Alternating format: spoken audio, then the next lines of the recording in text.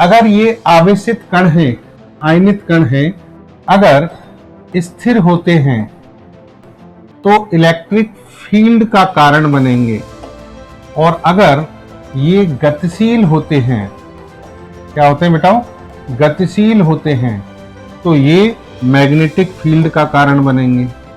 और इसी को मैक्सवेल ने कहा कि सूर्य से जो निकलने वाली तरंग है, जिनको हम प्रकाश तरंग कहते हैं, वो बनती कैसे हैं। ये कहते हैं कि सूर्य पर बहुत ज्यादा तापमान के कारण पदार्थ ठोस द्रव गैस अवस्था में न होकर प्लाज्मा अवस्था में होता है। प्लाज्मा अवस्था पदार्थ की आयनित कणों की अवस्था है, जिसमें आवेशित कण पाए जाते हैं, चार्ज्ड पार्टिकल्स पाए जाते हैं। ये आवेशित कण या तो स्थिर होंगे या गतिमान होंगे।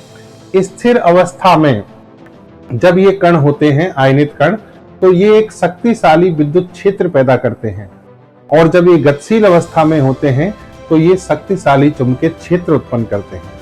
शक्तिशाली विद्युत क्षेत्र और चुंबकीय क्षेत्र जब एक दूसरे के लंबवत टकराते हैं, यानी परपेंडिकुलर, दो उंगलियों को देखिए आप, ये दोनों एक दूसरे के परपेंडिकुलर हैं, लंबवत टकराते हैं, तो इन दोनों क्षेत्रों के लंबवत टकराने के कारण जो मीडियम है, माध्यम है, उसमें कंपन पैदा होंगे और एक बल बनेगा, विद्युत चुंबकीय बल।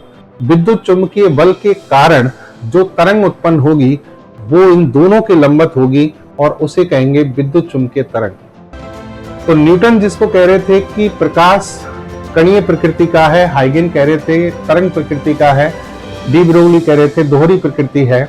इसमें मैक्सवेल ने एक नया अध्याय जोड़ा, और मैक्सवेल ने कहा कि प्रकाश तरंगें विद्युत चुंबकीय तरंग होती हैं, और ये विद्युत चुंबकीय बल के कारण उत्पन्न होती हैं।